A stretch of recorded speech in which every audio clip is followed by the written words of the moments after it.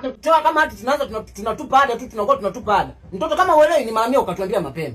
Umesikia hapa? Na kuelekeza unaendelea kuchezea hivyo vitu vyako. Kama unajua kabisa wewe shule hautaiweza, ni mara 100 ukasema kabisa baba niachishe shule. Mara 100 tukakuanzisha tumeikosea serikali tukuanzishake cheleani. Kama utakuwa unashindwa kuelewa. Hivi kama hapa hakuna haja ya kusema eti kisa ni English ndio unakosa. Kisa ni Kiingereza eti ndio unaanza kukosa. Ni swali gani la kusemaga unakosa?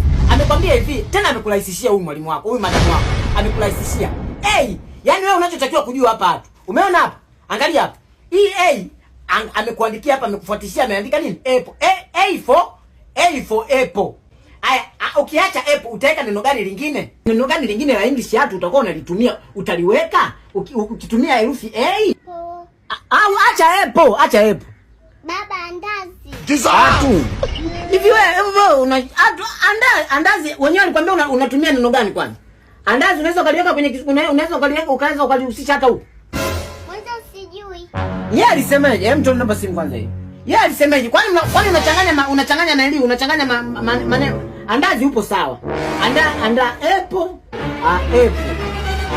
Andazi. Andazi nakubali. Hebu ngoja kwanza nimpigie madamu wako. Yeye wenyewe hapa anaelekeza au hiyo andazi ndio hivyo hata kwa English aliwaambia. Hiyo inaweza kakaa hivyo kwa English. Yeye sasa anakuwa labda anatuelekeza wazazi. Sasa wenyewe wanakuachia hivyo anazanigi watu tunakuwa tunanaili. Tuchokaga na mavitu mengine. Andazi naanzia na A. Yaani sijakataa, ndio maana nataka nimuulize mwalimu wako kama ni kweli, kama mnahusika, kama